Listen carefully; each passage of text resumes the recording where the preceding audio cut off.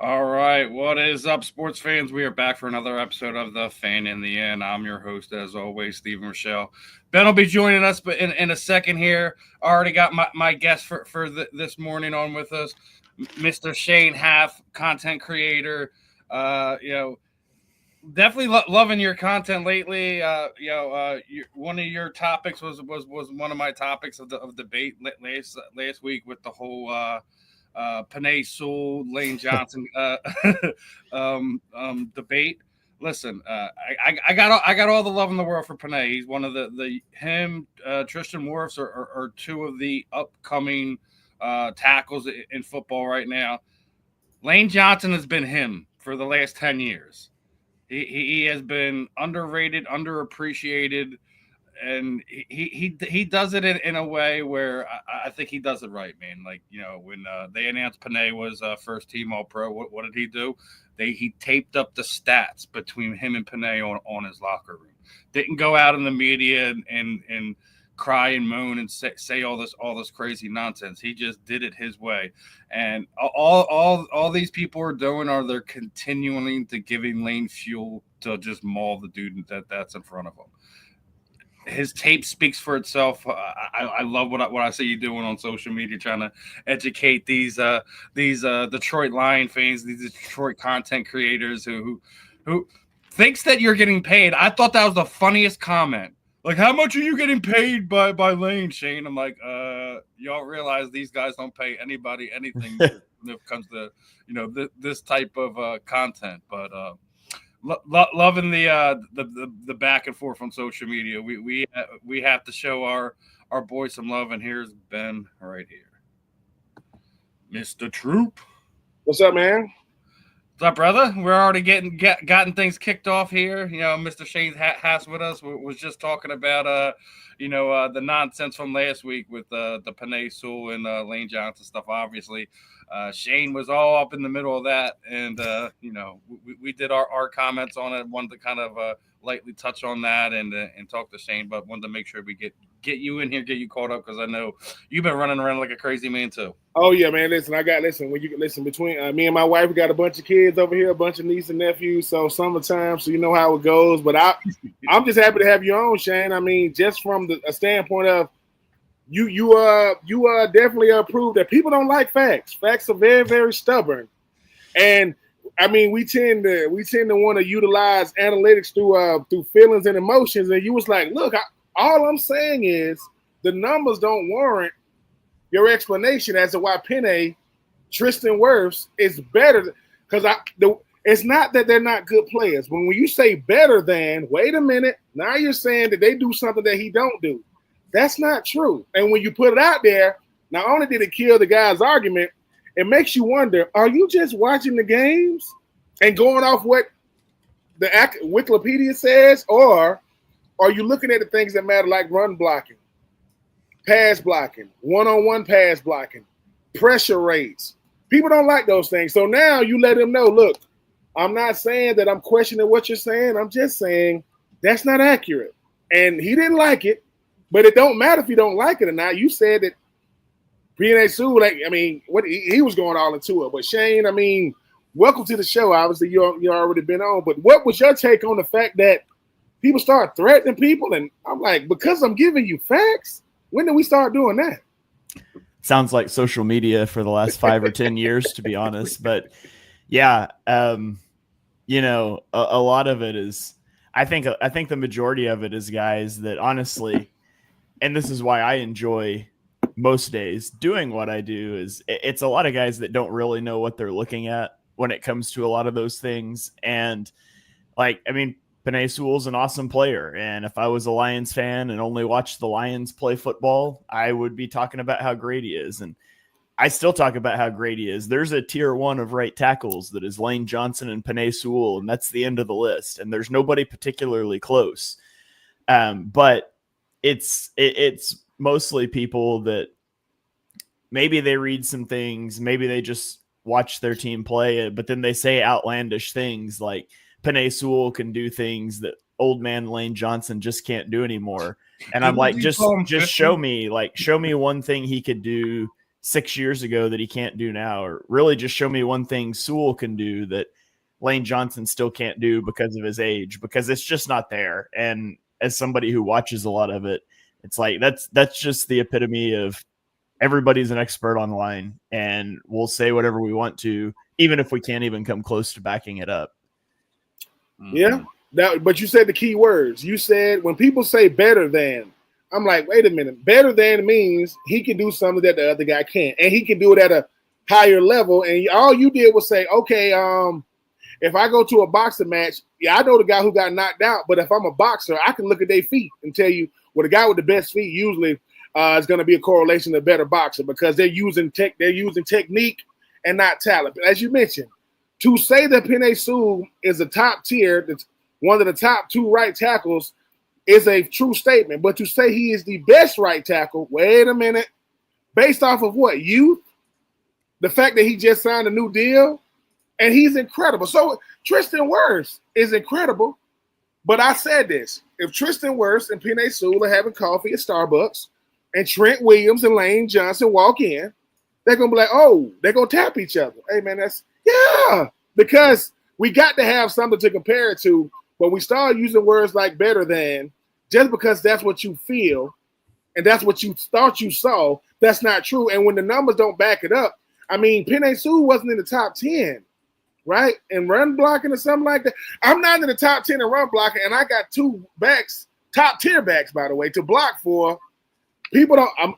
When I played in the NFL, they would always talk about statisticians. They would always talk about the numbers. And they'll say, when you look deeper into the numbers, this guy ain't really what you think he is. And people going, that's not true. They was like, well, numbers don't lie, man. And from that standpoint, so Shane, keep doing what you're doing, man. I love it. I love the fact that people get that mad because he thought his rant was passionate. It wasn't really truthful. And all you said was, nah, just because you talk loud don't mean you're saying that. The babies can talk. They don't mean much. They can make noise.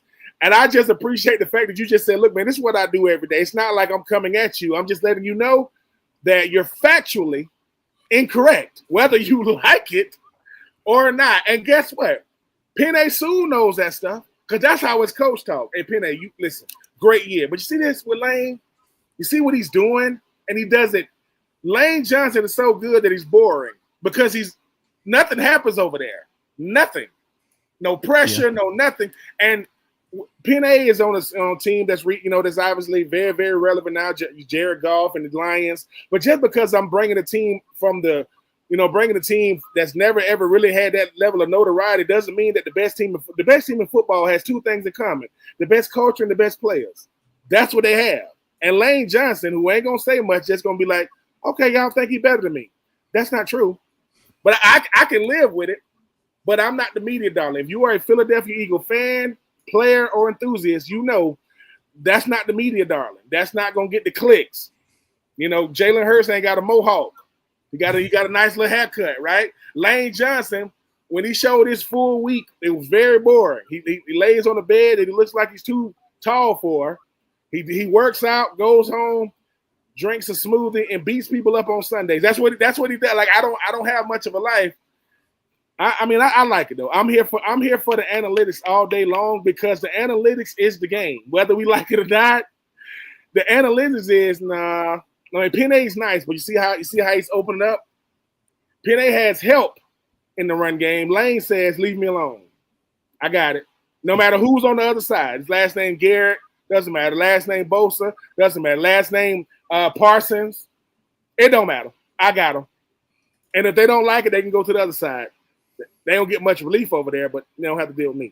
I think that was the other stat. I think that was the other stat that Shane put out there that was great. Like Shane, when Shane brought it out there, that Lane's on an island, like almost like 30-40% more than Penei is, and he's way more successful when on the island. So it's something you can't ignore. I'm just gonna say it like that. Yep, for sure. But I do want to get into something like we jumped right into the stuff that you've been going on. How did this journey start from you? When did you start doing your own media, your own podcast, things of that nature? Yeah, I've always fandom has always been a pretty communal thing for me, and I don't live near Philadelphia, so I don't ever just run into Philadelphia fans where I'm at. And so, back 2016, 17, I joined some Eagles Facebook groups, and I kind of thought they were all garbage. And so I started an Eagles Facebook group, and I would invite people that I saw in the other groups that I thought were having intelligent football conversations. And I did that for a couple of years, and I would write these curated, posts during the week, like a preview post and a recap post from the game before and things like that. And some of the people in that group were you should really make that a blog. And so I did that. And then when COVID happened and I started teaching I was a teacher when I started teaching from home, I started writing for a website. And then, one of the guys on the website was I really think you should start a podcast, because I think that's more the future of media instead of writing. And I really pushed back on that because I loved writing. I was really good at it. And he was I think you should try it out. So I kind of did both for a little while and then fully transitioned to podcasting. I got picked up by BGN Radio for about a season and a half before SB Nation axed all of their podcast stuff, and then kind of launched out on my own after that. So it really just started as a way to talk about the game, talk about the team with people, and it kind of turned into what it is now. It's the way it goes sometimes. That's how I ran into this goofball, but that's underneath. Of course, I'm trying to tell you, it's a lot of times when people ask, everybody wants to know, hey Shane, hey Ben, they say how you getting the podcast, and you say, well, two reasons. One, I think I could do well at it. Two, I don't like the ones I see. It's not that I go on there and say, hey, some of these podcasts, let's be honest, we all got platforms. We all can yell and scream and say stuff. But sometimes you're like, what are they talking about? That has nothing to do with what the game is. Now, I get it. Everybody doesn't know the game. They just watch it. Everybody don't know how to break it down. They just looking at it. But those that do pave the way for those that don't, because sometimes you listen, Chase Daniels, you're going to start a franchise and not have Jalen Hurts based off of what? You want I call them you want the sexy regular season quarterbacks. That's what they are. They sexy regular season stat. I mean, fantasy owners love them. When the playoffs come, their games start going like this. And that's when it matters the most. And so I'm like, hey, yeah, I played the game, yes, but I know what I'm looking at. And I don't deserve any more clout because I played, because most of us that played can't talk football and really don't know football. We know how to play it, and we know what we're doing within the scheme. But like I said, but when I'm looking at things saying, hey, man, I want efficiency. Show me efficient football on a consistent level. I'll show you Super Bowl contenders, Super Bowl winners, because all that other stuff is great for fantasy football. I mean, I don't even know what the Pro Bowl is anymore. I mean, I really – if I want to see flag football, I can go watch my daughter play. If that's what it's going to be. But I like when someone says, hey, man, the Bosa's ain't as good as people think. Yes, they are. No, I'm not talking about the end of the season, because you can get 3 sacks in one game. How many sacks do we average a game? What is this? What is how much? Who gets the most pressure on the quarterback? What is the quarterback, time in the pocket? Release point. Things that people go, that's boring. Yeah, well, the best players, I bet you they ain't holding the ball. I bet you they're not doing things to get you beat. So it's that part. So yeah, man, Shane, we need people like you, sir, because at the end of the day, I like your cool, calm demeanor, but cool, calm demeanor, people don't like it. They be like, Shane, I hate you. You hate me because I'm telling the truth. Oh my God. It's just when Steve told me and he showed me what old boy was saying, I said, dude, nothing screams I lost this argument more than what you're saying back. Like, what's wrong with you? You don't even know this man. This man is just telling you you're wrong. You know, I'm sorry that we don't live in these echo chambers that all you want to do is sit with people that agree with you. Well, you can be loud and wrong, very wrong. And that's kind of where we are now is who you think you're talking to trying to quote me. Well, I'm not quoting you. I'm just telling you that your statement was idiotic and you were factually inaccurate. And I'm going to do that, not because I'm coming at you, but I don't know Stephen A. Smith. I don't know if he's going to respond to me, but I'll add him. I'll say, hey, Stephen, stop bringing your family members on TV. You got your nephew on TV with you now. You got your daughter on TV with you now, but you want to be taken seriously. All right. Well, I'm going to bring my kids on TV, and we're going to shut that whole network down. We'll shut the whole thing down. Guaranteed. Guaranteed.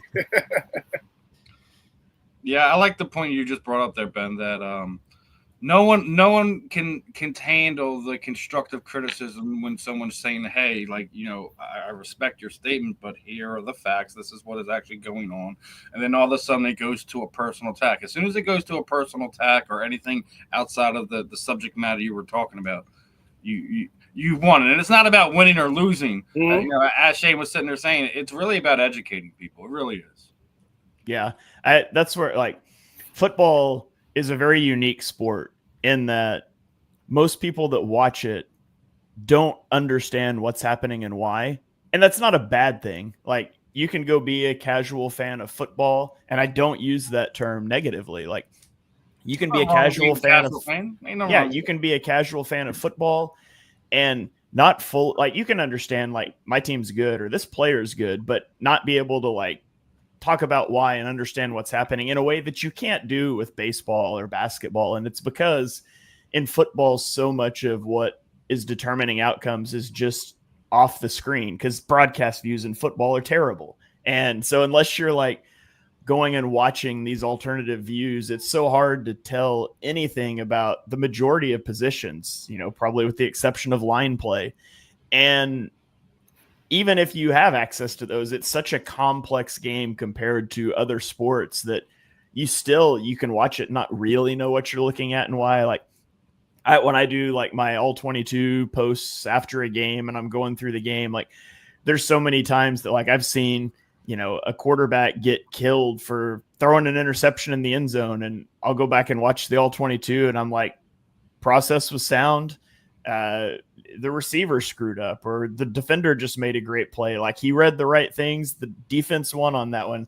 And I've seen some throws where, you know, the quarterback gets praised on game day, and I watch it and I was like, that was a terrible decision. It worked out, but it was terrible. There's just so much that goes into it that most people don't get. And again, that's fine. And that's why I love it, because for people that want to learn, I've got a teacher background. I like to teach the game, and then you run into people that aren't interested, and that's fine too. I'm just not going to argue with you too much. Like, I've always said I'll dialogue with anybody about film clips and stuff until I understand that you're not interested in what I have to say. You just want to argue, and I'm out on that because I don't need validation from arguing with you. So if you want to ask good faith questions, I'm happy to answer them based on what I know, which is not everything about the game, but you know, at a certain point, people will tell me, like, when I'm responding to people, they're just trolling. It's like, well, I'm going to give them the benefit of the doubt until I know for sure. Cause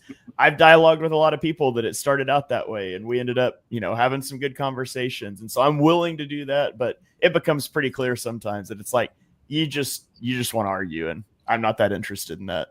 Oh, we gotta get you to sit down with Ben and go over his Atlanta Falcons, because that man, no, Shane ain't got that much time, man. He ain't got that much time to just, because I like what Shane said though. It's like the game of football is the greatest game of improvising that you know. People just don't. It's like, but it's not compromise, improvise. You got to be able to go, hey man, how many different scenarios can go bad in one play? People go, how high can you count? How many things can go wrong? Yeah. Too many things can go wrong. You got to be able to pick enough things to go right to have a successful play. And the quarterback has to be the greatest improviser in the world. But they got to understand what everybody's doing. They got to understand strengths, weaknesses, body language, what the defense trying to do. And those that get it, those that say, hey, man, I go to the line and I'm waiting on the worst. I am prepared for the worst case scenario every single time. That way you can't, there are no surprises. The guys who hope things go well, they're not going to play long because you hope. What you mean hope that those D linemen, they still good. Like they can still get to the quarterback. A no-name NFL player can wreck your whole season. If you say, oh man, he's a rookie, sack, torn rotator cuff. Now here comes the backup. Whereas the only time people understand how many mistakes that can happen in football is when it's raining. When it's raining, people go, okay, let's cut. Well, that can happen in great weather. I mean, a lot of things could go wrong. And the greatest place to things for go wrong is called special teams. It is so many things that could go wrong with special teams. And yeah, a student of the game with Shane, which it sounds like you are, you appreciate nuance. You appreciate, hey, dude, concepts is what win or lose games. Schemes is what you're going to run. But it's a concept, and it took me a long time to get when a coach would say, don't learn a play, learn the concept of it. Why? Because we can run the same play 30 different ways. It's the same play. I could put an O-lineman at wide receiver if that guy wasn't going to get the ball.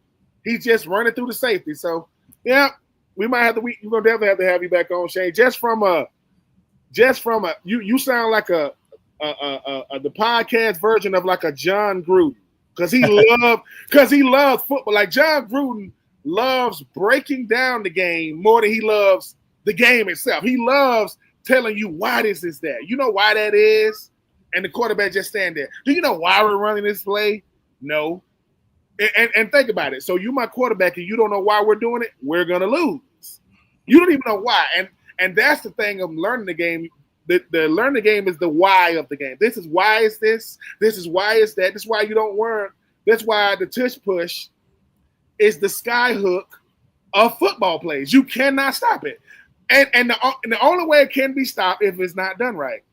If someone says, see that guard, he took the wrong step, he took a false step. Why? So that D lineman got pressure, messed up the play. I think Jalen Hurts was built to be a tush pusher, whatever you want to call it, brotherly shove.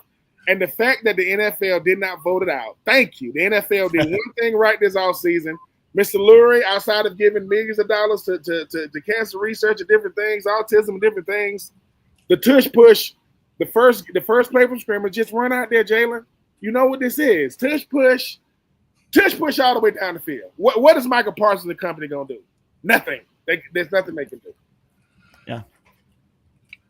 Now, I know you said you only got 30 minutes. I want to get a few more questions in before we let you go along and get your day started and get your show going. But what are some of the things that you're looking forward to this season, regardless if we're talking the NFL in general, Eagles matchups.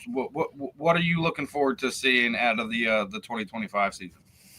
Yeah, I mean Eagles specifically. I'm really looking forward to seeing what the defense can do with Vic Fangio in year 2.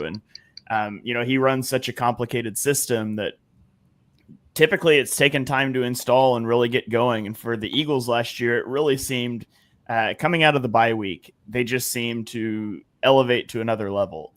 And that was a lot quicker than I expected. And so I'm curious, especially with as many young players as they had. So I'm curious to see, what additional things he can add in 2025.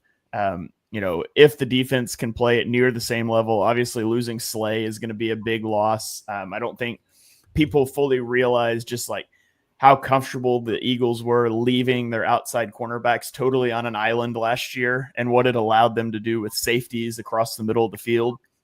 If you don't have that confidence this year, it's going to change some things defensively. So interested in that, seeing how the pass rush fares, losing Brandon Graham, losing Josh Sweat, losing Milton Williams, seeing what the next step is for some of those younger players, because that's a legitimate question for the Eagles defensively. And then across the NFL, I'm really interested just to see, especially some of these second-year quarterbacks. A guy like Drake May, who I was really high on, and I thought he did pretty well for being in a really bad situation, but what the Patriots are going to be able to do around him, and if Jaden Daniels can have the year that he had, if he can run that back, because a lot of times we see like that breakout season and then you fall off a little bit. And with Cliff Kingsbury, who's been known to fade down the back half of seasons, that didn't happen last year. And so there's a lot of storylines there, especially around like second year quarterbacks, that I'm really excited to see play out too. And Shane, I mean, even sticking with that, I mean, who's the most intriguing quarterback in 2025? Because you got so many guys to pick from. I mean, you talk about Daniel Jones potentially, becoming a starter down there with the coach. You talk about this guy named Aaron Rodgers. He's a Pittsburgh Steeler. You talk about a guy like, Justin Herbert, who people just love him. I don't get it. I do not get it. But who is your most intriguing quarterback in 2025?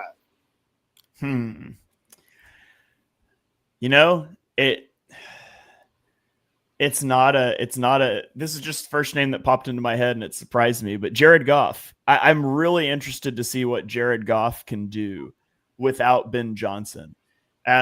We've talked a lot about, the Eagles fans certainly know the difficulty of replacing both coordinators. They had to do it after 2022, and 2023 kind of fell apart because they hired the wrong guys. And so the Lions are faced with that same situation right now, replacing both your OC and your DC, doing it with a quarterback that, Sean McVay got rid of. And I think Sean McVay is a genius when it comes to schematic things because he saw him as a limitation. And so he jettisons him, gets Matthew Stafford. They bring him into Detroit and he continues to get better. And I think Goff is a really good test case of like a quarterback that's good enough to start and how they continue to develop with more and more reps. And I think a lot of times quarterbacks don't get that.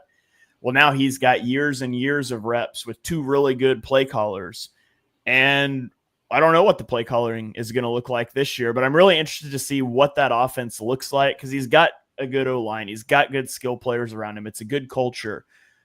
Is he going to be able to thrive, or is that a contract that the Lions are going to look back and regret? Because, that's way up in the air. That's something I thought at the time they signed him was like, that's great as long as Ben Johnson's there. So I'm really interested to see that. And then I guess on the flip side, what Caleb Williams looks like with Ben Johnson working with him this year. So it's all around Ben Johnson. The whole offensive line's been revamped. Yeah. Let's not forget that. Yeah. So yeah, it's really, I guess it's all around Ben Johnson and the quarterback he left and the one he went to, and somewhere in the middle, I feel like we might be able to quantify what exactly his contribution was. And I think it's a lot. Do you think Justin Fields is going to do well in with the Jets this year, or is he going to be running for his life again? I don't know. I was a big Justin Fields guy when he came out in the draft, and I don't know if it's me sticking to my priors, which I try not to do, but I still feel like he almost hasn't gotten a fair shake a lot of places, from Chicago that was a disaster to the Steelers, who I did not think should have benched him to go to Wilson last year. I agree. Which in hindsight, the way they stumbled down the stretch, and now he goes to the Jets, which again, there's some good playmakers there, but the Jets just have never been able to put it together. I'm really rooting for Fields to make it work in New York. At this point, I'm growing more skeptical. And I also still think a little bit of me is going to be like, man, it was just a bad situation if it doesn't work out. But I'm rooting for the kid, and I'm hoping he's able to put it all together. Because, what I saw in him coming out of college was a guy I thought would really succeed. Dynamic runner, beautiful deep ball, a lot of like the same Jaden Daniels type of scouting profile is what I saw in Justin Fields, and it just hasn't come together for him.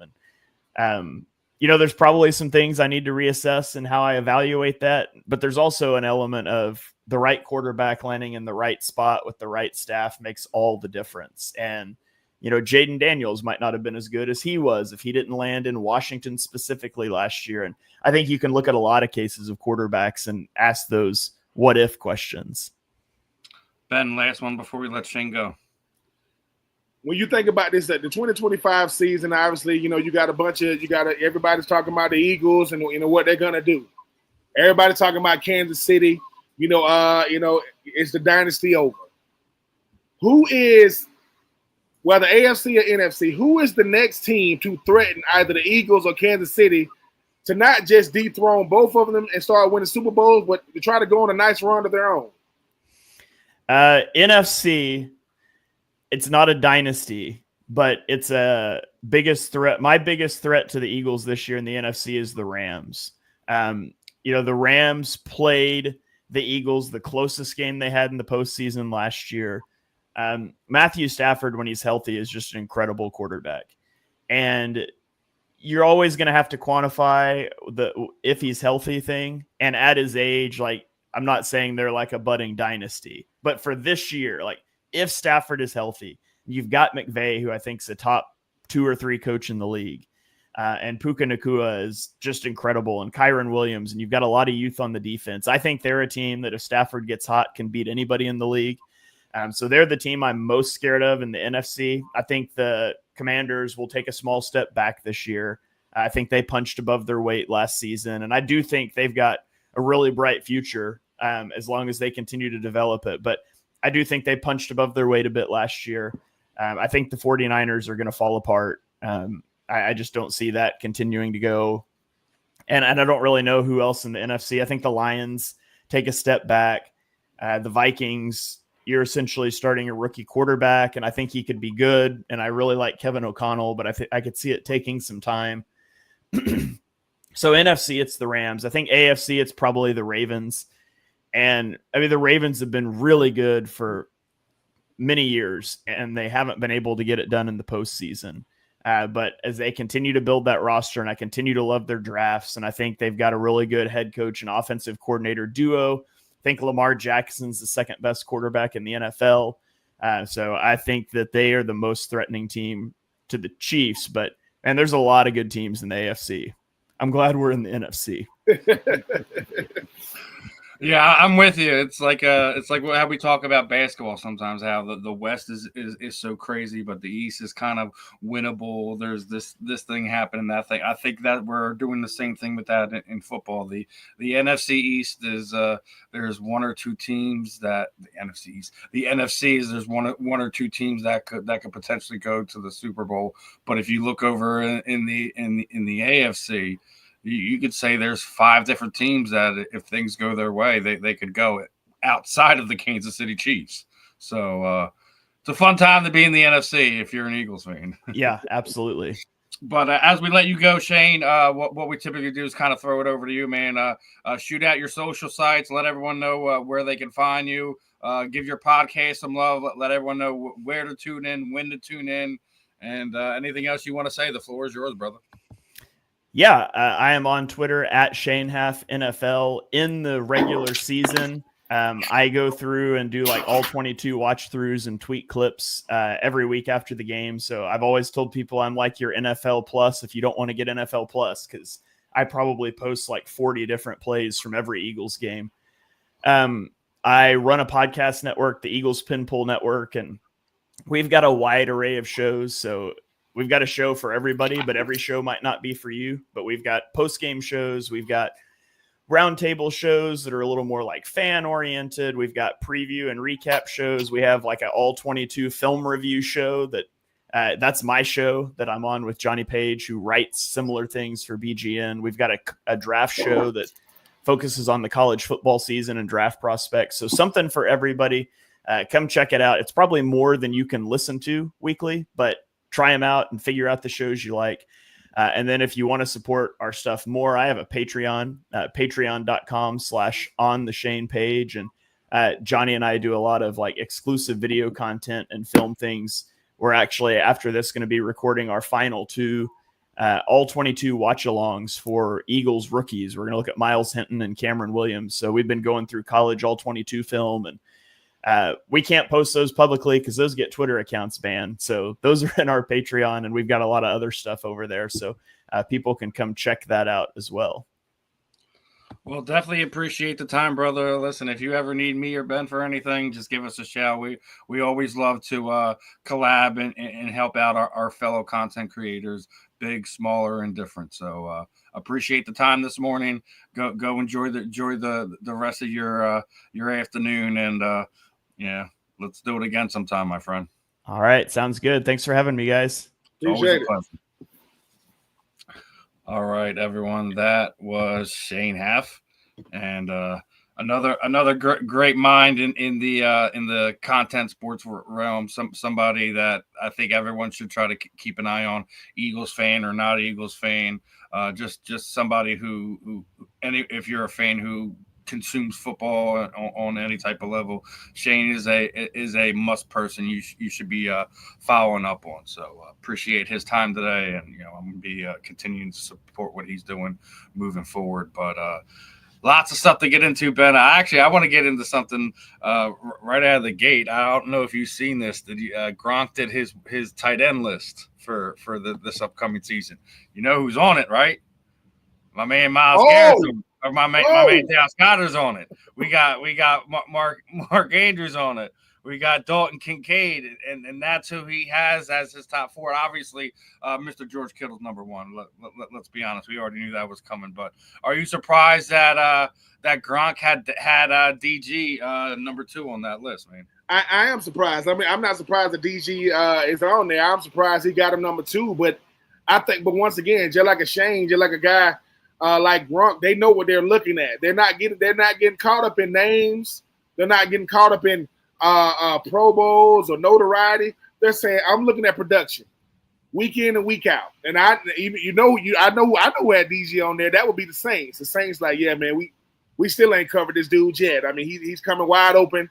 Dallas, what makes Dallas really efficient and good tight end is it's only one ball to go around. You talk about Jalen, what he does throwing and running. You talk about Saquon. You talk about AJ. You know what I'm saying? You talk about Devontae. But I think he's the glue because he has to be the guy that comes open no matter what the situation is, no matter what the scenario is. And Dallas, I mean, and I give Dallas this much credit though. Yeah, his name was it came up when you talk about, he was a tradable piece. Was he going to be an Eagle this fall? He just goes about his business. Don't make no waves about it. I'm gonna go about my business. And when you need a play, listen, I love AJ. AJ is one of the most sure-handed receivers in the league. Devonta Smith will route you up. Dallas is consistent. That's what he is. He is. Look, I'm dependable and I'm consistent. He reminds me of that you were talking about. That he reminds me of Jay Novacek. Doesn't got the gaudy numbers. But he's Mr. Reliable. Like when you need that, your quarterback is under duress. He's that security blanket. He's that check look. Like, okay, I'm in trouble here. Where's DG at? And 9 times out of 10, Jalen knows where he's at, and that's where I think Dallas gets a bulk of his stuff. And as you were sitting there saying, there's only one ball to go around. You got Megatron, you got AJ Brown, you got the Slim Reaper, man. We were talking about him a lot over the last few weeks between Urban Fire having him as his favorite receiver, looking at it around the league. He does a lot. He has a lot of things going on for him, and then like you said, you have one of the better running games. So like Philly's an interesting thing, and as we were talking about, like. I just thought from the numbers wise and how he goes about things, I thought they were going to trade him. I thought that he wasn't going to make it through the draft. Apparently, from news reports, articles, rumors, whatever, that Jalen talked to him, and a couple of the other guys talked to him. Was like, listen, just let the rumors be rumors. We want you back. They want you back. Just ride this out. And I'm sure for somewhat, like, I'm sure they were entertaining offers, but I don't think that for a second that the people that matter in that Eagles front office, that they were going to move him just because when he's on the field, and we talk about this all the time, availability is your best ability, but when he's on the field, he is a difference maker. They count on him for a lot of things in the passing game, in the blocking game. He's the Swiss Army knife on that team. I don't care what a lot of people say. Go ahead, Ben. The one thing about Dallas is Dallas has only played in 16 games. I think since like his rookie season, he's missed games here and there. I think he only played in 10 games in 2024. Was very productive in those games. What Dallas has earned is the reputation of being trusted by his coaches, respected by his teammates, and dependable on the field. So when Gronk is watching him, he's saying, "Look, every time I see Dallas, every time I see Philly, in the run game, I know what I'm getting. In the passing game, we know what AJ is, we know what Devontae is. But when you talk about a chain mover, that's Dallas. Dallas, listen, I don't get a lot of touchdowns, but I get plenty of first downs. So I'm moving the chains. And as the NFC East defenders, he's a nightmare. Like Dallas can go out there. Dallas say, look, man, I don't got to be the fastest, but I can get open. I don't got to be the quickest, but I'm gonna make those guys dance when they out there on the field. And guess what? My quarterback, he trusts me. He trusts me to get open when we need it. And if you want to double AJ and you want to play a safety over top of Devontae, guess what? And I know Dotson got there really, really late. Dallas is like, I'm gonna get one-on-ones. That's not good. That's not good for now. One safety or linebacker in the National Football League, unless his first name is Fred, last name Warner. Outside of that, that's it. Remember the wild card game? He's stiff arming half the Green Bay's secondary all the way into the end zone. So I mean, yeah, that was a play that wasn't supposed to go that far, and Dallas was like, "Look, man, I have to make my presence felt." And when it happened, I was like, "Just get the ball to Dallas. Just get the ball to Dallas. If you're gonna be playing like that today, I mean, he's playing like a wild man today." He is. He's a Dallas is a Philadelphia Eagle through and through. He understands what it takes to win. He understands what it takes to go about his business, and that's what Dallas is. Listen, man, I don't make no way. I go about my business. I ain't got nothing to say. It's all about my play. And yeah, and when you see that, the greatest thing for a current player is to get validated by a former player. And for Gronk to go and watch the tape and say, these are the guys that stand. George Kittle is the best tight end in football because he can do it all. Dallas is right there because when people talk about the production of a Saquon Barkley in 2,000 yards, well, you can't do it with just four wides. You got to have a tight end on the field, and Dallas is on the field at the point of attack. So, hey, man, I like Dalton Kincaid as well, man, coming out of Utah. You know what I'm saying? I like that list. That's the thing we don't hear. I'm glad that Gronk brought him up, and we didn't get like your traditional like a Brock Bowers or something like that. I love that Gronk showing his other tight ends love that we don't normally hear in the media run. So I'm glad DK was getting his love there, man. Hey man, that's what it. Listen, Gronk. For Dallas to get validated though to buy Gronk is to say, look, man, I'm watching. And I'm not looking at how many games you play. I'm looking at how you play when you play. And when you out there, you flash every single time. It doesn't matter what's going on with the defense. It doesn't matter what's going on with your supporting cast of Smith and Brown and Barkley and Hurts. When they need a play, he goes, Dallas, I'm coming to you. I got you. And that's all you're really looking for. I don't get caught up in the box score numbers. Sometimes we get the stat watching. I'm saying, well, what about production watch? Is he productive? Highly productive. How many games? If he started 10, he was productive in 10. And if Dallas can play a full season, that's only going to make that offense that much more dangerous. Yeah, it is. But appreciate Gronk. Giving DG that love there. Obviously, he don't get enough. There's a lot of guys in this league. We went through obviously we were talking about this last night, the top 100 list and all, and our underrated guys. So there's we that list could have been twice as long, but we got to cut it down segment wise to make it get in. But wanted to cut to something else here. We don't talk about college football a whole lot this time of year, but came across this one, had to bring it out. People are sitting there now saying Arch Manning is the best college football quarterback that we've seen since Tim Tebow entered the scene. Obviously, the correlation with Florida, I wanted to get your thoughts on this. Do you feel Arch Manning is probably the most highly touted quarterback prospect that we have in college football today? Or is there somebody else that should be getting the love outside of Arch? I mean, Paul Feinbaum, he's a big name in the college football space, analyst wise, TV personality wise. But when you do that to a player, this is why players never, ever really pan out. You're telling me arguably the greatest college football player, and you're comparing Arch Manning to that. Now, I remember Arch Manning when he came out, #1 recruit, ended up going to Texas. Is Arch Manning a good quarterback? Absolutely. Is Arch Manning going to be able to put Texas back where they were, even though Ken Ewers has moved on to the NFL? Yes. But the best prospect since Tim Tebow, that's big words. That's high. That's extremely high praise. Now, Paul Feinbaum can say what that, that's what he feels. But I got to see that. I really, really got to see that because Tim Tebow got more. He got more rushing touchdowns in his career than Herschel Walker. You know what I'm saying? Tim Tebow is a 2-time national champion, Heisman Trophy winner. Could have played for 3 national championships, but things didn't go their way. That's high praise. Let me tell you a thing about the Mannings. I got a chance to play against Eli. Went 0-2 against Eli back-to-back years when he was at Ole Miss. His grandfather Archie, obviously, what he did at Ole Miss and what he did for New Orleans is unprecedented.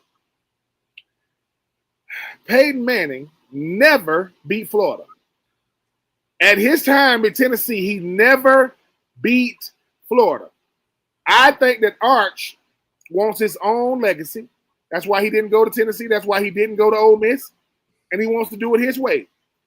This type of praise coming from a guy that Paul Feinbaum, when you talk about the face and the name in the college world, he's one of the biggest ones.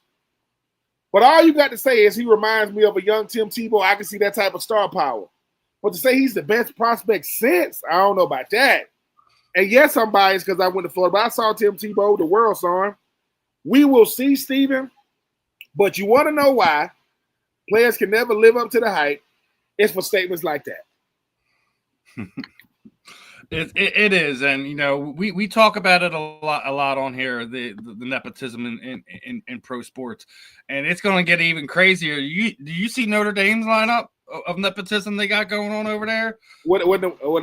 That you got Jerome Bettis' son, you got Ike Taylor's son, you got Plexico Burr's son, all going to Notre Dame this year.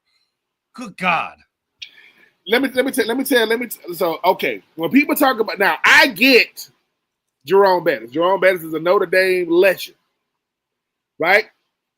I hear you. I mean, was Mr. Swagger you himself? I see that brand, and then you talk about Plexico Burrs, the brand known as Notre Dame, and these players knowing each other coming out. I get it, but understand, too much is given, much required. There's some huge because I saw that Ryan Clark said his son Jordan ended up transferring there from Arizona State his last year. Marcus Freeman is a good recruiter. Marcus Freeman understands that when you talk about brands in college football, I don't know if it gets bigger than Notre Dame. The brand. I'm talking about the brand. Now, I know they got Rudy. I know they got Touchdown Jesus and 24 karat gold helmets. I get that. But what they did in the national championship last year is the best branding tool you got. Yes, you came up short, but then you tell a recruit, hey, man, if we had y'all, maybe we win that game. If we had Burris, if we had Bettis, right? If we had Taylor there, maybe we win that game. So it's all good right now, Stephen, because they ain't played it down yet. So they could go on their official visits. They can have their daddy standing behind them. Everything is all good. But when it don't go well, the same guy who was telling you we need y'all will start blaming you because guess what? Marcus Freeman, his last playing days when he left Ohio State, now he's the head coach of Notre Dame. I think it's great. I think because I know that if I'm not mistaken, his name is escaping me right now. LeVar Arrington's son. He's going to Penn State wearing number 11, just like his dad did. I'm pretty sure that Charles Wilson's son has gotten recruited by Michigan. He's going to go there. We had Justin Marion on here. Sean Marion, I already got. Now he's about to be a freshman. I already got offered by Maryland. So I get the legacy. He's gotten 5 more since then. He's gotten 5 more since we talked to him, brother. It's the thing about Jerome Bettis' son is under the most pressure because his daddy was a Notre Dame legend. I don't know how much pressure I hear your son got or Plexico Burrs, but that last name serves you well until it doesn't. It's great to be those people until it's not. You can't run from it. You're going to go from, oh, make you look like your dad. You remind me of your dad. You run like your dad. You play like your dad. Then they're going to say, hey, man, why ain't you playing like your dad? Why ain't you got that mentality like your dad? So that's the thing about the nepotism thing. When you start talking about these players, it's great when it's working, but when it's not, whether your last name is Manning, Arrington, Burris, Taylor or Bettis, y'all got y'all own legacy, but that last name, you can't run from that. I will be watching them fighting Irish just to see how those guys do out there. And speaking of watching and branding, you see who they gave D-Jax for week number 2? They gave him the Manning. They gave him the Manning week number 2. You're going to have Delaware State versus Colorado week 2 of the college football season, September 6th. How you like them apples, man? They're not giving Deshaun Jackson any slack right there. He's probably gonna have a rough first year. Deshaun Jackson is gonna realize real quick. Deshaun Jackson's a football guy. I don't know if it ain't too many coaches, not named Michael Vick, not named Coach Prime, that can resonate with a player like Deshaun Jackson. That being said, Deshaun, whether it's Colorado, you know what I'm saying, whether it's Norfolk State, whether it's Penn State, this is a results-driven business. And you can be a great hire, but you're gonna have to do the thing that we require for you to be deemed a good coach. You got to win. And Colorado, it's gonna be a great pregame. What you going up to Coach Prime, it's gonna be star-studded. It's gonna be that go Wallow, that go Gilly the Kid, that go all the celebrities. And they're gonna try to lay it on you. So I think it's great for Deshaun because he ain't ducking nobody. And I appreciate, him saying, I'll come out there to Colorado. Now, if he does the unthinkable and beats Colorado, now that's gonna make headlines that ain't even sports oriented. But I love this for Deshaun Jackson. For people that play with him, they always talked about like how much he loved the game. He's a student of the game. He understands what it takes to win. So, hey, man, we get a chance to see now. It's Clinton Portis. Was Clinton Portis supposed to be on? I don't know if he's supposed to be on Delaware staff or Norfolk State staff, but, hey, man, being able to have former players be able to throw their hat in the ring in major college sports, whether that be HBCUs, FBS, FCS, NAIA, Ivy League, I'm here for it. But, Deshaun, you get to come back to the link against Norfolk, and you get to go out there to Boulder and see how them Colorado boys look. Be careful. Because every first-year head coach going to get a mulligan, but you're going to want to have something to build on 2026. We don't want 2025 to be a dud. Yeah, man. And, there's some players that are already doing that for themselves in the NFL. I came across this one. We talk about Eagles and culture and everything like that, but, we're all obviously, the Miami Dolphins have been in the headlines in the last few weeks because literally anyone that had was a player that worth their salt has been getting out of Dodge faster than anybody can say. So this past offseason, the Eagles signed Kendall Lamb to add to that offensive line room, and then he was asked about it, and he was basically like, "I get it now. I get why they won. They've been to 2 Super Bowls in 3 years. No one's ever late. There's no toxic energy there. Players are staying after practice. Not just that, but the leaders in that room are sharing their personal stories, connecting with the younger guys and stuff like that. And he said it himself. Like, I get it now. It makes sense. It makes sense why they're a good team. And saying something like that, and I'm not sitting there trying to rag on the Miami Dolphins, but sometimes you need stuff like this to happen so you can change how you go about things. And I think the Dolphins should look around, the people who are the upper management should look around and just be like, listen, we got to emulate some of this other stuff and change the culture here and change the perspective here. Because not only that, like we talked about this before, they ran Vic Fangio out. He's too hard, he's too tough, he's too this. He don't have a problem here in Philadelphia. Everyone talks about how they love the guy. That he made the defensive players watch film before they went on to the Super Bowl parade. So it's like if you're the Miami Dolphins at this point, you got to take a real look in the mirror and just be like, listen, what do we got to do to not mirror that, but just get a piece of that and start changing the things that the perspective of our teams have.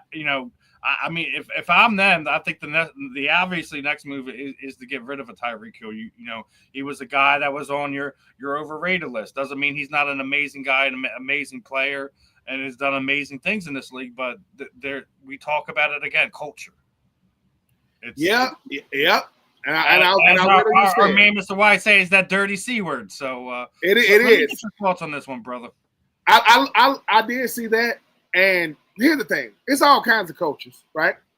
You got toxic coaches, you got harmful coaches, but then you got loving coaches, winning coaches, family coaches. The thing about what that young man realized real quick was this: dang, I see why they winning. Like, we only see on Sundays, but I see what happens Monday through Saturday. He talked about, man, ain't nobody late, ain't nobody toxic, ain't nobody trying to find a way to get up out of here. Guys talk to each other 15 minutes after the meeting. They talking about life. Letting you know, yeah, I'm Lane Johnson, right? Yeah, I'm Jalen Hurts. Yeah, I'm Saquon Barkley. Yeah, I'm A.J. Brown. Yeah, I'm Jalen Carter. And yeah, I got struggles. But let me show you how I get into my mental space. Let me show you how I get back right. Because I know that we all got struggles, but how do I limit my struggles so that it doesn't leak on the field? How can I be the best teammate I can before I'm putting team over me? I'm an individual, but I care more about the collective. And when you are in a winning culture, it don't take long to realize it. When you come from a toxic one, you like, wait a minute. Y'all don't got guys in the media talking about they want out? No. Y'all don't got guys in the media talking about their contract? No. Y'all don't got guys talking about the scheme? No. Y'all don't got guys getting arrested for the game? No. Y'all don't, and if we do have that, what? They're no longer here. So if that was the case, there is no, we need you that. No. We don't need nobody. We want everybody that wants to be here, and you prove your worth in your works. You prove your worth in your preparation. You prove your work in how you go about your business. And if you don't, you out of here.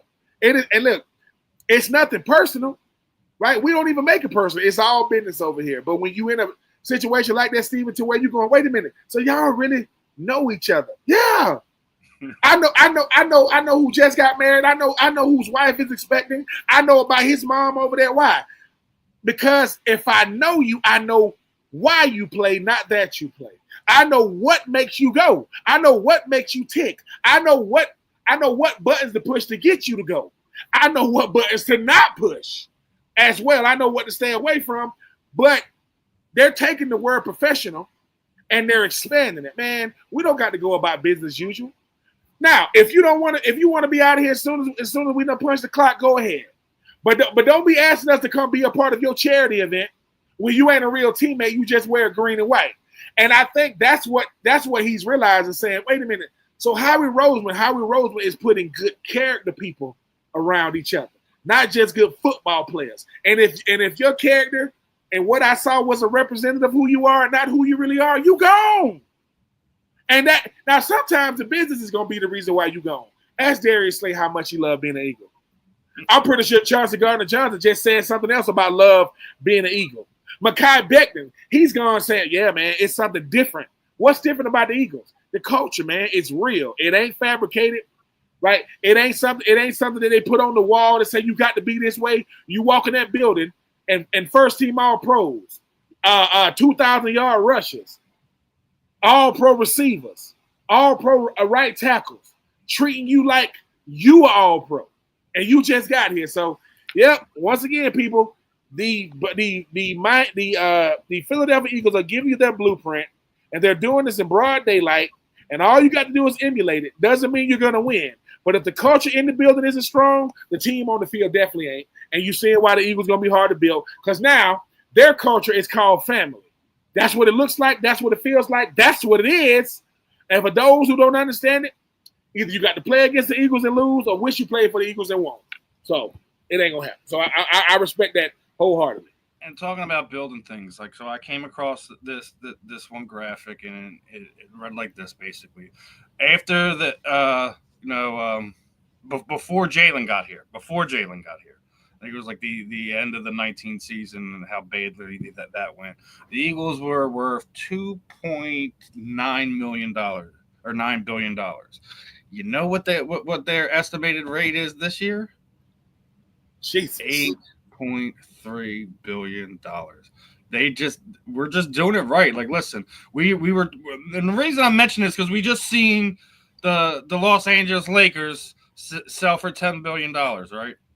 And the Philadelphia Eagles have grown so much over the last 5, 6, 7 years that you can't turn away from it. They're pulling all the levers and it's the right lever. It's not just the blind deaf guy just pulling the machine around doing whatever. They know what they're doing from top to bottom. We're just talking about the culture that they're bringing in. Are you surprised to see that much growth from 2019 to as we sit here going into the 2025 season? What are your thoughts on that, bro? No, I don't. I'm not surprised because two things are working. The product on the field is working, and you got an owner that's highly respected in the business world, in the sports world, in the world, period. Mr. Lurie understands that, look, I do not control what goes on the field, but if on the field is working, I control what happens in the image of the Eagles and myself and how I do off the field. And that's 8.3 in 2025, people. They keep doing what they're doing. That's going to keep going up. It's going to be 9 here really, really soon because the Philadelphia Eagles are a tradition-rich franchise. Their movie, right, is invincible. You know what I'm saying? When we had, Vince Papale on here, when you're talking about, it goes all the way back, to guys like, we talk about, Jaws, and we talk about Randall Cunningham, Norm Van Brocklin, Stevie Van Buren. There's just so many different names that we can go over. I'm bringing up names from the earlier years when we were the NFL champions, which people don't want to recognize, but I'm not going to beat on that horse anymore. But the tradition here in Philadelphia is strong and rich, and it's so blue collar. And yep. Mr. Lurie has taken him to another level, and I still say to this day, thank God he bought this team when he did. Because it was a rough time, my friend. It was a rough time. Hey, but you know what? What Mr. Lurie did when he bought the team is he said, "Look, I got to see the future in the present. I know it's gonna take work, but I see what this team could become." And obviously, when you're saying these things, he trusts how he puts a team together with a GM, with a president, with the people in the scouting department. When you talk about the staff people, you talk about the equipment people. When you talk about the people that work at the stadium, you talk about how, like you just mentioned, Philadelphia is a blue collar city, gritty, grimy, love with a passion, will fight you, but for what they love with a passion, and that's what you see. Donovan McNabb is respected not from what he did, but who he did it with. He did it with the Eagles. LaShawn McCoy and Deshaun Jackson and Michael Vick and Javon Curse and Brian Dalton. Who you do it with has just as much significance as how you did it. Well, when you do it in Philly, it's going to count because the city going to make sure they let you know. And, man, we appreciate your efforts. But we're going to talk about you now if we think your effort could be a little more. And who's the one? So a guy named Nick Foles broke it. I'm going to get the first Super Bowl. Then this guy named Jalen Hurts comes and say, hey, man, we ain't satisfied with just one. And yes, you lost the first one that you went to, but you won the second one. Every time you see a full-fledged Philadelphia Eagle, whether that's your GM, whether that's your head coach, Nick Sirianni came out the womb to be the Eagles head coach. Like he just built for it. And I think Doug Peterson was, right? I'm not saying that, but to be a Philadelphia Eagle, and you start saying, what does it take, man? Well, you got to be built different. You got to be thick-skinned. You cannot be timid. You cannot be emotional. You got to be passionate because that's what Philadelphia, the city, is. Not just the teams. I mean, people say, have you ever met somebody from Philly? Yeah. No, if you've ever met somebody from Philly, you're going to know. It transcends race. It transcends religion. It transcends gender, right? Philadelphians are dead serious. Will you tell a Philadelphia, hey, man, is it that serious? Yep, and I don't care because so the 8.3 billion is just a culmination of a lot of success for a lot of years, and now the world is catching up. The world is saying, wait a minute, Philadelphia been good? Yep. Philadelphia used to have to deal with Tampa Bay. That's who used to be their nemesis. When and Tampa Bay finally had to get over the hump. For Tampa Bay to become the franchise it had to deal with the Eagles. And when they finally won, so the Eagles got a storied tradition of not just the NFC East, but what they mean to the league. I mean, when Jalen Hurts was doing that freaking quarterback stuff, you talking about Randall Cunningham, you talking about Joe, you talking about Michael Vick. I mean, the guys that have come through here, and Jalen said, hey man, without y'all showing me the way, I wouldn't think I would have thought I had to pave the way. I ain't have to pave the way. I just don't I'm driving a green Ferrari and I just don't drive it fast. I drive it now. I just don't speed in it because everybody knows who I am. So yeah, I'm not surprised, Steven. And like I said, Philadelphia has done everything but the D word, and that's dynasty. And they want it. They want to say, no, we were a dynasty. How do you get dynasties, you say? Multiple Super Bowls. They already got 2, but now we're talking about, I believe, to get to that first one, it took a long time to get there. I think what y'all are doing it now, y'all are telling Kansas City, y'all will not be the talk of the 2020s. In the early it's going to be y'all and us, because respect comes when you beat the team that no one thinks can be dethroned, and you keep that respect when you keep winning. Oh, you thought we know who Kansas City is, but Kansas City got dethroned because of us, right? And New England got dethroned because of Philly. Shut that down. That's it. Now, Philly is saying, hey, man, how can we really make them hate us? What you mean? They don't like us. We want them to hate us. Oh, man, keep winning. Keep beating the best teams over and over and over and over again. And, yeah, man, shout out to the Eagles. Shout out to Mr. Lawrence. Shout out to Howard Rosen. Shout out to Philadelphians who, and I hate to bring this up, they don't want to hear the words, the process. F the process. I don't want to, if you are a 76ers fan, you don't want to listen to it. And the Phillies are in the NL East, that's just as competitive as the NFC, as the NFCs. When you talk about the team, now my Braves ain't that competitive this year, minus the Braves this year.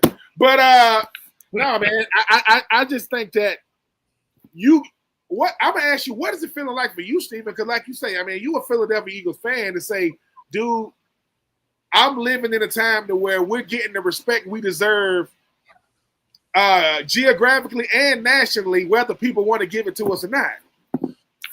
I'll say it like this, man.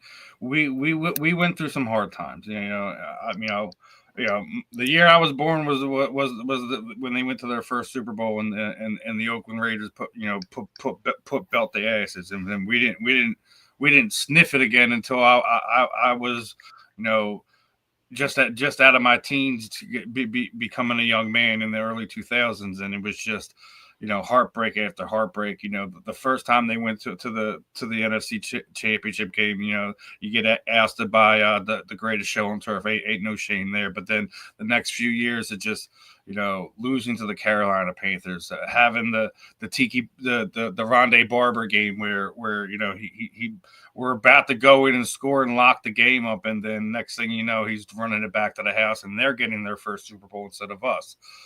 Falling short to Tom Brady for the first time. You have to go through those growing pains. And, I'm sure Mr. Lurie, had it in the back of his mind, like, we need to be better at this. We need to be better at that. And then, you make a couple of the wrong decisions as coaches. Maybe let Andy Reid go a little bit too soon instead of adjusting things, how you were doing draft-wise, free agency-wise, etc.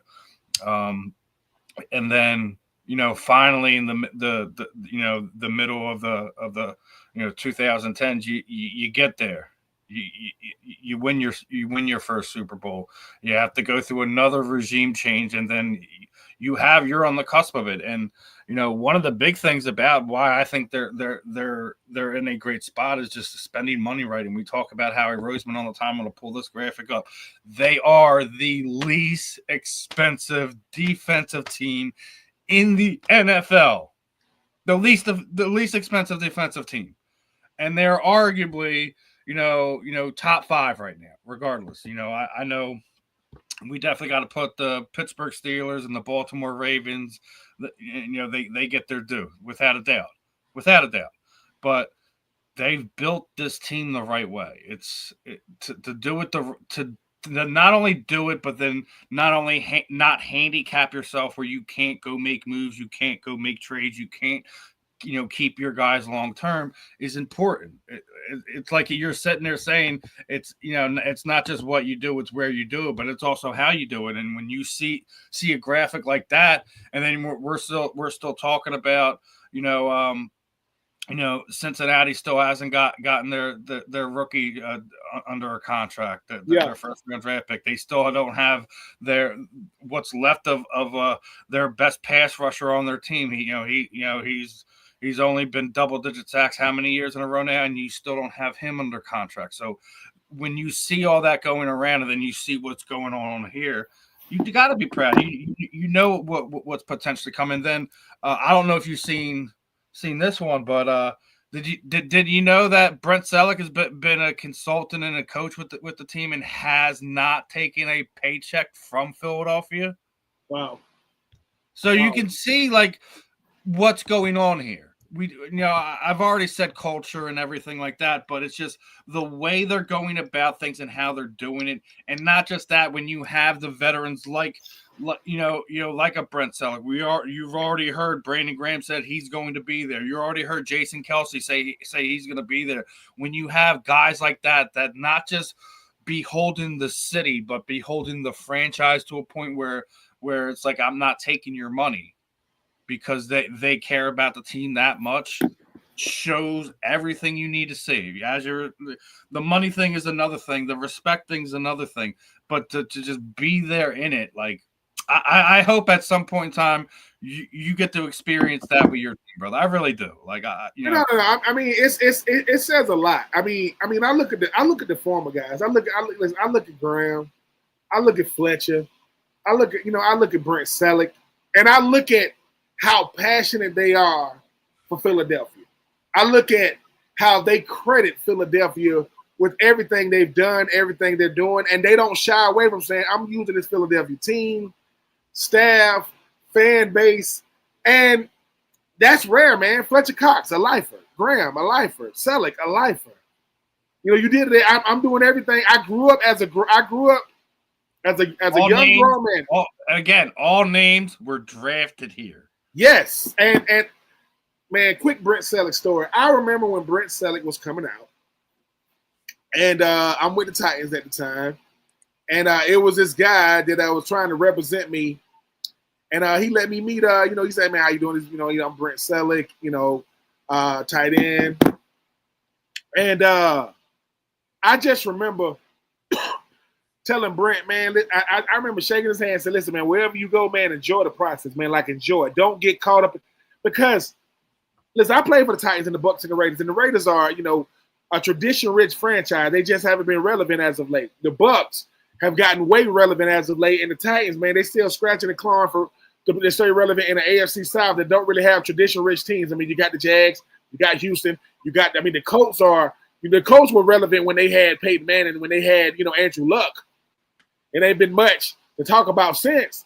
Brent Selleck got to get drafted and played his entire career, and he got to say, man, at the end of my career, we're talking about Super Bowls, man. And now he's won one as a front office person. That's Brent Selleck saying, I just want to be a part of whatever Philadelphia Eagles got going on. Because I know how special this place is. I know how special the people are. I know how special this team is. So, hey, man, shout out to Brent Selleck, man. Shout out to Graham. Like I said, shout out to Fletcher Cox.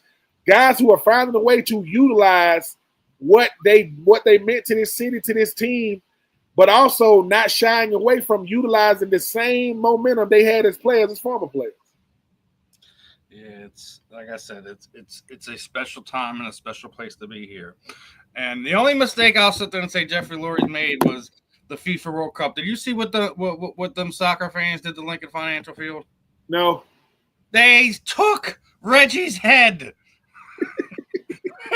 First off, I don't know if you've seen this, but somehow they managed a whole section to get flares flares into the stadium. It was smoking and all kinds of other stuff. Look, I know soccer fans, quote unquote football fans, are a different type of fandom. But man, what did Reggie do? Why you gotta take Reggie's head? Somebody there said, "Look, this is how this conversation goes. If we get in the stadium, man, they got this guy named Reggie White. He's the great. Listen, he's one of the greatest football players of all time. He's one of the greatest Eagles of all time. The Minister of Defense. He's him. I'm gonna take his head. No, don't do. I'm gonna do it. I just hope they ain't got me on camera. Y'all gonna have to shield me, because if they find out who I am, my life it's a wrap. I'm gonna have Philadelphia Eagle fans. I don't care where I am in the world, because they got money and they got flickering flyer mileage, and they're gonna come for my head because I took his head, literally. But hey, man, you know what? Listen, fanatics are real people, and everybody can't handle it. I mean, somebody take your picture, move on. Take your picture, move on. I'm not taking a picture. I'm gonna take his head. Don't do. I got it. Let's go, guys. Let's get out of here. And with the melee of everything, I mean, with so many people walking around, how long? Just imagine that security staff member or that staff member at the stadium going, "Yo, I need y'all over here. What? Meet me at the Reggie White statue. What's going? Look, man, where's his head at? I don't know." Somebody. I mean, when people start saying, "What type of memorabilia do you have in your house?" You're gonna have cleats and basketballs and baseballs and signed jerseys and gloves. Is that Reggie White head right there? Yeah, don't tell nobody. Did you go to Philadelphia Eagles Stadium? Yeah, man, I was there. I was there for a football game, not an Eagles game, but a soccer game, and I just took it. How did you, man? I don't know, but I got it.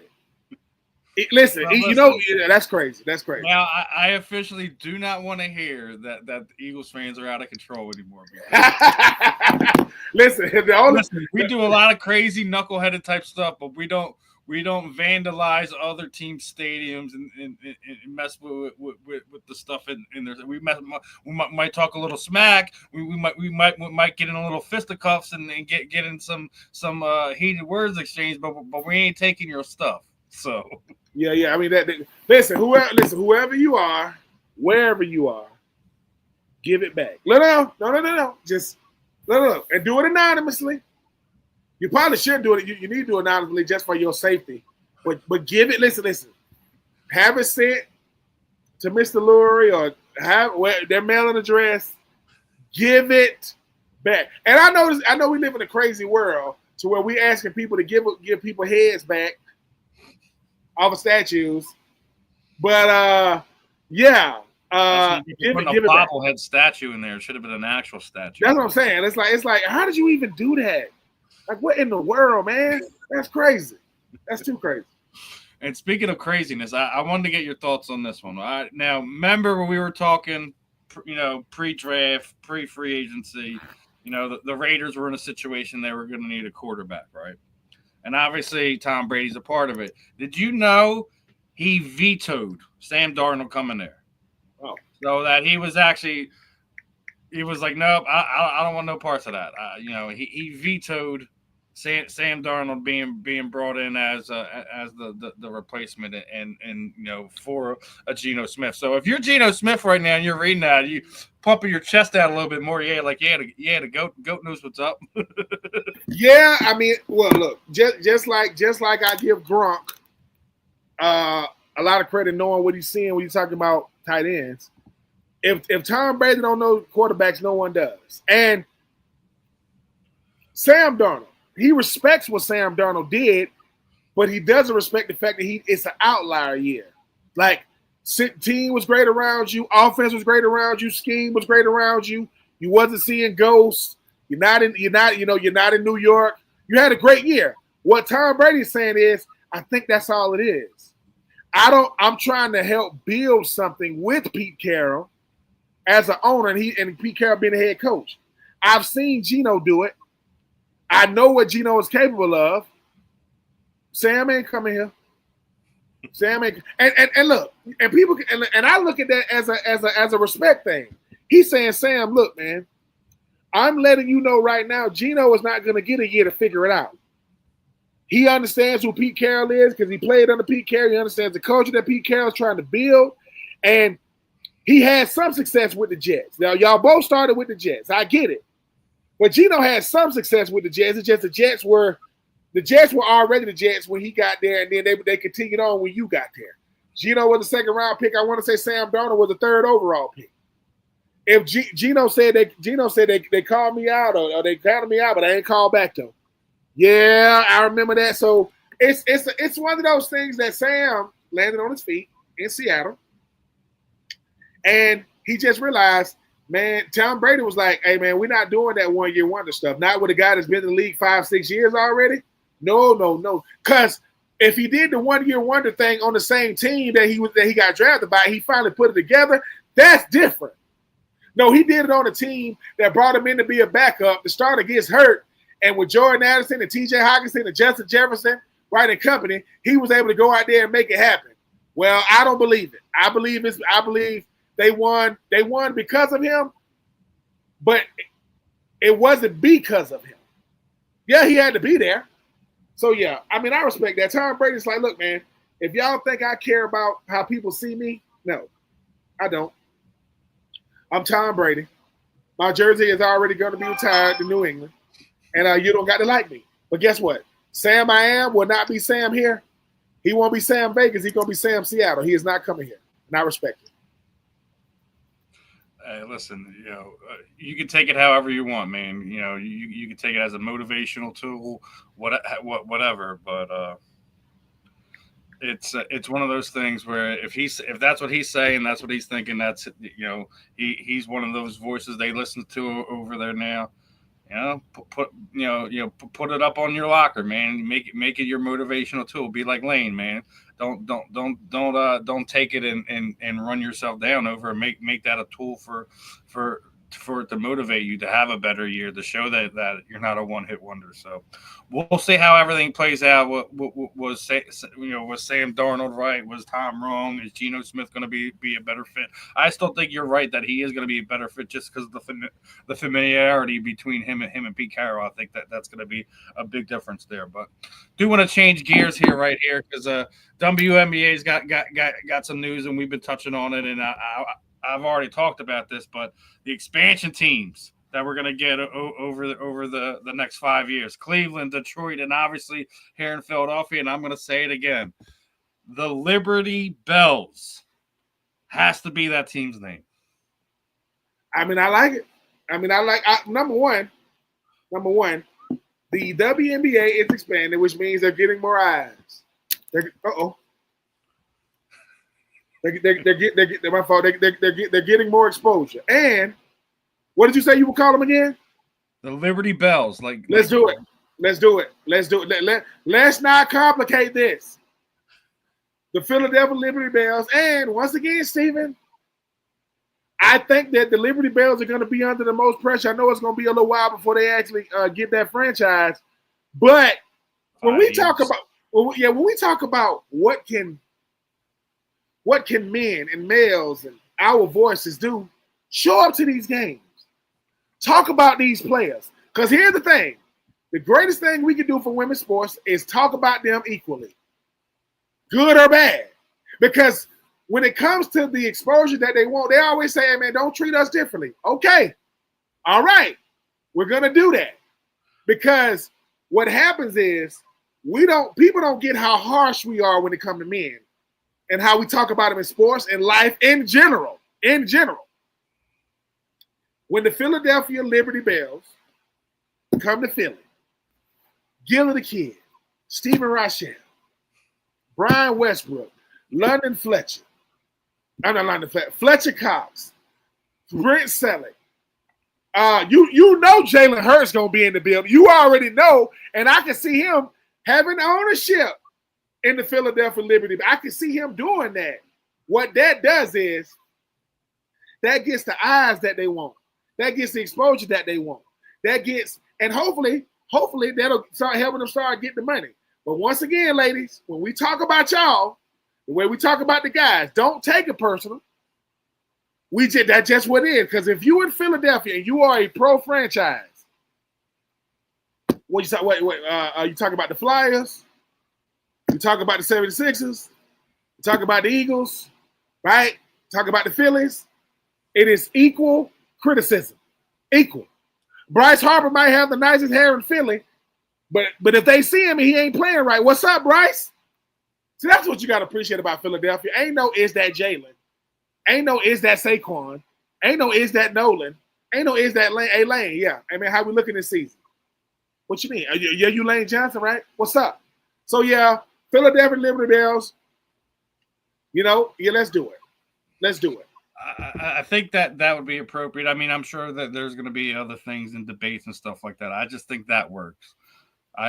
That's just my personal opinion. But moving on a little bit forward, looking forward to both the other franchises, Cleveland, Detroit, but obviously excited for the women in the area who are going to want to be, putting their hand in to potentially be a WNBA player. So you're going to get another major franchise here in Philadelphia. But the All-Star voting had closed for the current players, and no surprise, Caitlin Clark had more votes than all the other WNBA All-Stars combined.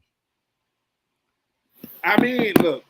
There's needle mover. There's popularity and there's Caitlin Clark. I'm gonna keep saying this. She is the most important player in the WNBA. She the ones that move the needle, as you mentioned, Steven. She's the one that moved when we talk about ratings, when you talk about eyes, Caitlin Clark is gonna draw a crowd. But here's the thing: she can hoop. She's not a gimmick. She's not a side act. She's not a sideshow. She can hoop. Ask those girls she played with in college. That's who she's playing with now. She gets people in the seats, and I'm just hoping that the WNBA understands how they can market her better, how they can. That's what you're supposed to do, right? Yeah. You're supposed to. I mean, you're supposed to do it. I mean, Kansas City, not Kansas. Patrick Mahomes, doesn't he get marketed well? He gets marketed extremely well. I'm tired of the State Farm commercials too, but it's marketing. It's national. I mean, Travis Kelce have been on them. Andy Reid done been on them. It's marketing. Find a way to market Caitlin Clark better. And if you don't like her, it's because you don't like sports. And if you hate her, it's because you hate your life. Get you a life. Get you some business. That aspect. So that's crazy. That's crazy. Did you see this graphic here, right? So they broke the whole thing down, right? Why is Caitlin Clark ranked 9th? The 9th best guard in the WNBA by her peers. As the fan, she's number 1, granted. Media ranks her 3rd. Probably should be a little bit further back, maybe like 5th, right? But her peers has ranked her the 9th best guard in the WNBA.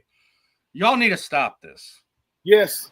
Y'all need to stop this. It's bad. It's out of control. It's not a good look for you. I mean, hell, you even got fans showing up to games, right?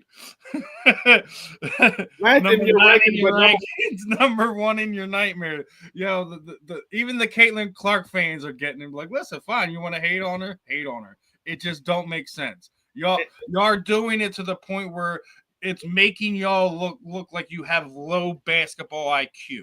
Yep. And y'all are smart women. Y'all are better than this. You of really course. are. It's one of the greatest things the NFL ever instituted from the players, for the players, about the players is the top 100. That's voted on by the players, right? That's voted on. The players might hate going against Lamar and Patrick, but they're going to vote them where they're supposed to be. I don't got to like them, but I respect them. I respect their game. I respect what they mean to the league, to the position. Right? I respect what they mean to us. The WNBA needs to get off it. The 9th rank, she's not even the 9th ranked player, let alone the 9th ranked guard. When the WNBA decides, as a collective, as a league, to say, why can't we embrace if we won't embrace our own, why should we expect the public to embrace us? If the public is watching us deal with Caitlin the way we have, but we want them to watch, no, that's laughable. Caitlin Clark, there aren't many players in the WNBA that the average person, male or female, knows. They know who Caitlin Clark is. Oh, yeah, that's a girl to play for the female. That means something. I remember at its peak, any black man in the National Football League wearing a suit, you ask a little kid, who is that? Cam Newton. Because that's what they associated with. Because that's how he used to present himself. That means something. So now the players who know basketball, play basketball, embody basketball, said that Caitlin Clark is the ninth best guard. That is laughable at best. That is shameful. Y'all need to get off of it. I am embracing what you say and feel about Caitlin Clark in the privacy of your own home is not what you're supposed to do in the public. What are you? Nobody likes their boss. Not usually, but they gonna respect their position, right? Y'all might not like Caitlin Clark. What about her game? Oh, she nice. Prove it. It's 8 guards in the league better than Caitlin. Yeah. It ain't 8 women basketball players on the planet better than Caitlin. What? So all I'm saying is, Stephen, this is the microcosm of jealousy in a way that they need to let go of, man. Embracing her don't mean you get to compete against her. But the problem is when you compete against her, she show y'all. Now she gonna be saying 9, huh? Whoop, there go another 3. 9, logo. You can't she's nice. And there were players when I was in the National Football League that I didn't necessarily like what the most fond of, but if you ask me about them as a player, I'm gonna tell you the truth. Oh yeah, man, he the truth. Oh yeah, that guy right there. But because I can separate competition from reality. Competition is she's better than the most of y'all. Reality is she's better. What you mean you don't got to like it? Skylar Diggins. Ask Aja Wilson, best player in the NBA. Where would you rank? Where would you put Caitlin Clark? Oh man, she one of the ones. Yeah, she's the night. The person you mentioned is the best player in the WNBA. We know this, and you've already talked about this. We know it's not just Caitlin Clark, and there's plenty of other girls in the league that are amazing athletes and should get the notoriety as well. But we can't fault the fact that as a whole, the United States of America, internationally, etc. That we want to see Caitlin Clark. She is, the Michael Jordan of it right now. She's the face. Yep. And every league needs a face. Every league needs a villain. Well, for the WNBA, that might be the same person. Y'all face is Caitlin Clark, and y'all villain is Caitlin Clark. She is. She's exactly. You know what? There it is. That we got it. Aja Wilson is she's the Dark Knight. She's Bruce Wayne, and Caitlin Clark is Two-Face, right?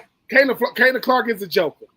She's the Iceman. She's the Penguin, right? But at the end of the day, she's a great villain, if that's what you want to call her. And I don't get why, when the world essentially is embracing the WNBA ain't. If you don't embrace your best, that's not embracing the game. That's not embracing the league. So don't get mad when people say, hey man, we're gonna treat y'all how y'all treat Caitlin. Well, that's silly. Ain't it silly for us to treat y'all a certain way because y'all ain't embracing Caitlin, but y'all get to be the silly professionals? That's silly. You get to compete against her. Respect her game. Because she's only gonna get better, and the more she gets individually, the way we talk about Nike and endorsement deals, that's more eyes. Angel Reese is getting eyes, right? She's playing better. She really, really is. He is playing better, and it's something me and you talked about, and I gotta mention it. You talking about Angel Reese? Who's missing from this graphic, brother? See, man, and rightfully so. She's snubbed. She's snubbed. I'm going to say that right now. She's leading the league in rebounds. She's been playing outside of her mind lately. I think she dropped like 34 points the one night. But the other thing is someone said it something like this. When we're talking about Caitlin Clark, we're talking about expanding basketball, being this ambassador from basketball. When we talk about Angel Reese, as amazing of a basketball player is, it's about the flash. It's about being an influencer. She is that other side of the coin. And me and you talked about this, like the Johnson and Bird effect that we're having. Yep. In the WNBA, and and listen, as hard as I am on Angel Reese for certain things, and we were talking about how she won, BET's Sportswoman of the Year is now the third time in the row where we felt like someone else should have won it this year. That being said, that not having her on the All-Star team is another just as ridiculous as putting Caitlin Clark the 9 guard in the league. It is ridiculous. She is the best rebounder in the WNBA. It's not a close. It's not. The next person is 10 miles away from her in that area. Now, I'm not like she's only in her second year in the league. She's going to get better. She's going to get better at those other things, especially if she keeps working at it the way she has been. I'm not sitting there saying she deals with every situation in the right way or nothing, but telling her that she's not an all-star at this point in time in her career is just as big of a disservice as what we're doing to Caitlin. Yep, and I think you just said it. Whenever these marketing people, branding people get together, they say, "Lammy, we need to do a Reese Clark campaign," but also enter Wilson. It should be Aja. It should be Caitlin. It should be Angel. We got to have the best player in the league. We got to have the most important player in the league, and we got to have the best rebounder. Let's face it. Caitlin Clark, Angel Reese came out during the time where social media was booming, which is booming now. And you're gonna get, they're gonna get the followers, you're gonna get the likes, you're gonna get the retweets, you're gonna get the eyes, you're gonna get the exposure. I think what Angel Reese realized real quick is I don't want to be tied to Caitlin Clark and simply be a person that fouls her, that plays hard against her. I want to be known for something. I want to be the best rebounder in the league. Am I going to be the best scorer? No. Am I going to be the most efficient offensive player? No. Can I be the best rebounder? Yep. And I can be the best rebounder as long as I'm in the WNBA. I can do that. Because Aja Wilson is a bucket. Caitlin Clark is a bucket. I got to be known for what I do. That way when I speak, people listen. I don't want to be known for just what I say and not what I do. And I think you hit it on the head, Stephen. They're gonna have to embrace Caitlin. They're gonna have to embrace Caitlin as a league, and they're gonna have to embrace Caitlin as individual WNBA players. Aja Wilson is going to have to be given more exposure because the face of any league, people should know. Put her on a commercial with Patrick Mahomes, right? I don't know who's the best player in baseball, but baseball ain't lacking exposure right now. They got a bunch of really, really good players. Put her on there with Shohei. Who's going to argue that Shohei ain't the best player in baseball for what he does on the mound, what he does in the outfield, and what he does at the freaking plate? My goodness. But and I think that's the thing that, listen, go back to the times to where, Wayne Gretzky and Bo Jackson, those guys had they freaking cartoon. You're taking the best players or the best athletes and you giving them certain things. I just think that when you make Caitlin Clark the ninth best ranked guard, that make you go, what are we doing? Like, what are we talking about? Someone says, yeah, Patrick Mahomes, he's the ninth best ranked quarterback right now. Man, we can't even air this. What? We can't even air this, dude. Why? Because we look incompetent. We look like idiots when we do that. But he is the ninth best. No, in your dreams, he's the ninth best. Patrick Mahomes, and since he's been a starter, has only gone to AFC Championship games and Super Bowls. Yeah, but I think Justin Herbert is better than him. Don't say that out loud. Good Lord. It's like that's what's going on with Caitlin. There are people that think she's not that good. Well, think we just had Shane on. Is that what the numbers say? Is that what the efficiency says? Is that what the 3-point shooting? Listen, Caitlin's missed games and still has the most assists, the best numbers in that area. She's not just somebody who shoots it. She's a facilitator. She does things so well. And the same thing as we're going back to Angel Reese not being an all-star starter. She absolutely is. I don't care. I don't care if you don't like her game. You don't like what she says. You don't like her. You cannot deny the talent. You can't. We can't sit there and be in this day and age with this much information and sit there and just hate for no reason. I don't care if you're a Caitlin Clark fan or an Angel Reese fan, but we should all respect these athletes because the only way that the WNBA can grow and move forward is if y'all accept each other. You have to. 100%. And I don't know if you've seen this. You seen what which Eagles already picked up the Sophie Cunningham jersey, AJ Dillon. So like they are becoming way more popular. Yes, and that's how you grow it. This train that you're on. Don't be sitting there continually, abusing Caitlin Clark on the court like she just said something about your mama. I don't care if she did say something about your mama. That if you're a part of them, she's the golden goose, and she's not. Yes, she is not the only reason, but she's the reason right now why you're getting. Yes. And you supposed to ride that wave. You're supposed to be able to say, "Hey, man, we need something that's not gimmickly. We need something that's authentic. We need something that's real. That's Caitlin Clark." Okay, so how do we embrace her more? Well, I think we already embracing her. Nope, we got to do more of it. There are people who didn't know who Patrick Mahomes was as a football player. That's why you give him a national commercial with his helmet off, saying his name out loud, continuously through the commercial, so he can become a household name. You become a household name, not just what you do athletically, but what you do outside of your sport. If people say that's not true, why LeBron do commercials? Huh? Why do Tom Brady do commercials? Why do the Mannings do commercials? Because they want to be in people's living rooms, on people's phones and tablets. They want to be everywhere you are because their playing days are over.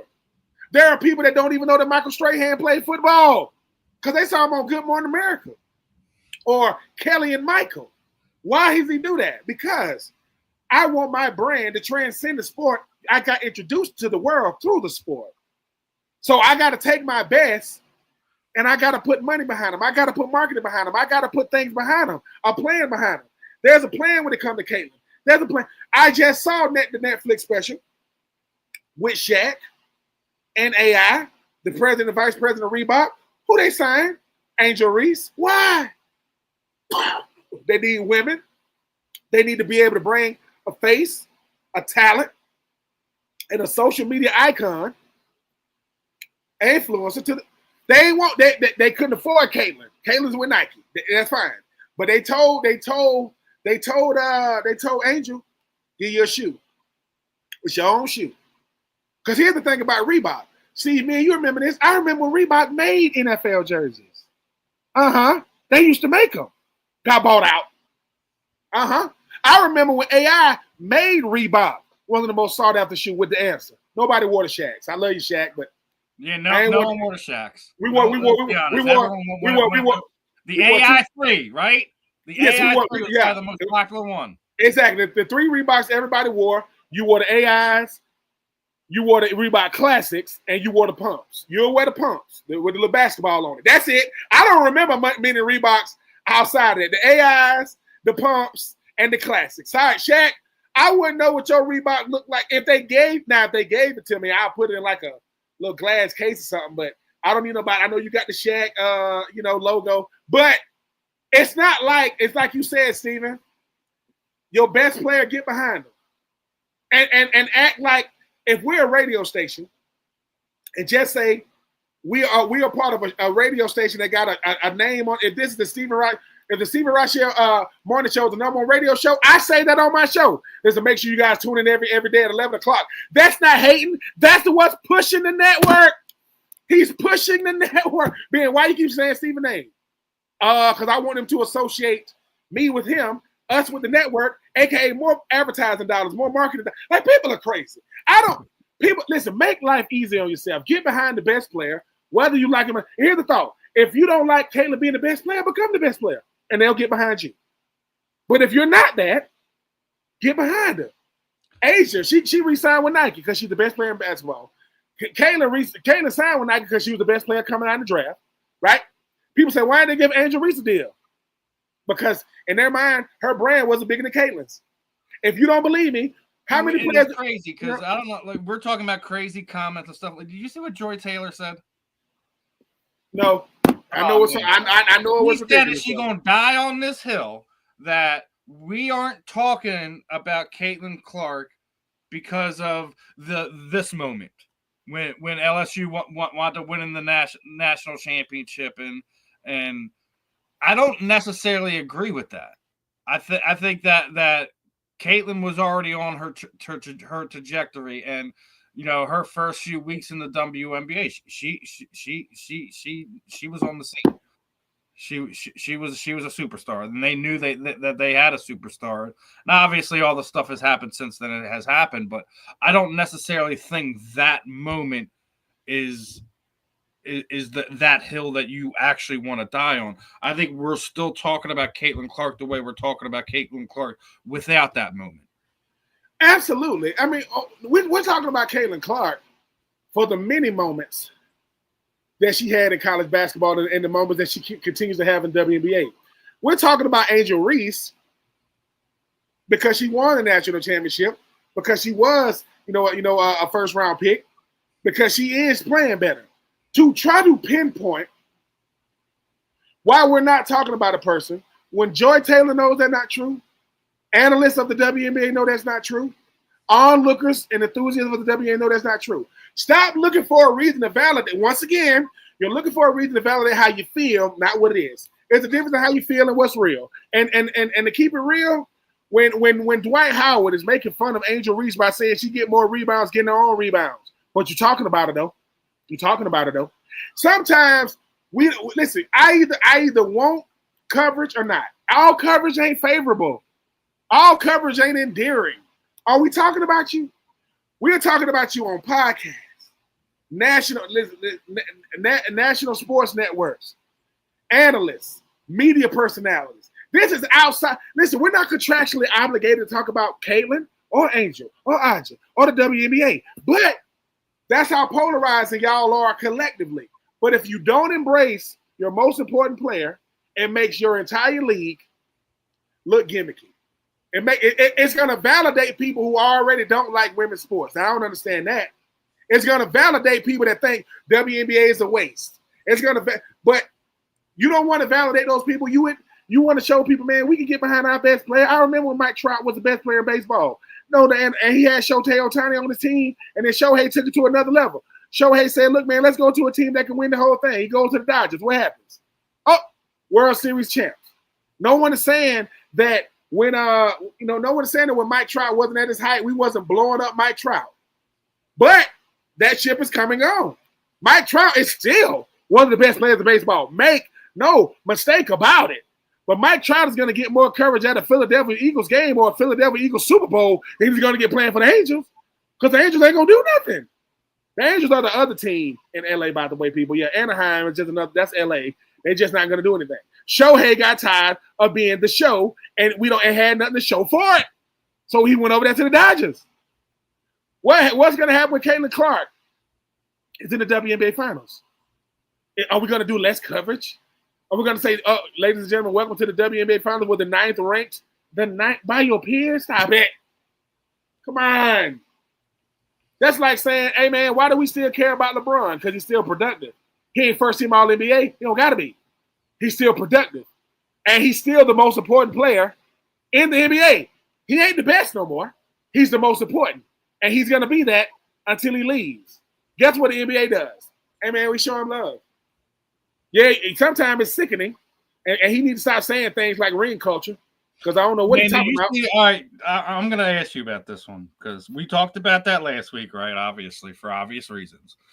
And he signed his tender to stay there, but it's basically saying he wants to weigh his options because he wants to win another championship. So now the rumor is that the Mavericks could potentially be in contention to grab him. Really? Really? Are we really doing this? So ring culture was a problem last week. I've already said it. People are sitting there saying, Michael Jordan created ring. No, he didn't. He didn't create ring culture. Ring culture is a this generation thing. Yep. So now that being said, if he wants to win another one, I think he just wants to try to push himself above Kobe to get, or at least be on the same level on it. Yeah. Listen, there's things that are unattainable in this life, and you are who you are at this point in time. There's nothing wrong with being, the second or third or fourth best NBA player of all time. You are a generational athlete. You define this generation more. Even though Steph Curry is technically the better champion in this conversation, that LeBron, we talked about this, branding, everything that he does. He is just a giant in that area. You don't have to be the GOAT, dude. You can be the GOAT of sports media management. There's nothing wrong with that. But you're never going to be considered by this generation or the next generation as the greatest basketball player of all time. And if we're technically talking about ring culture, I'm going to say this again. If we're going that route, then Bill Russell has everybody beat.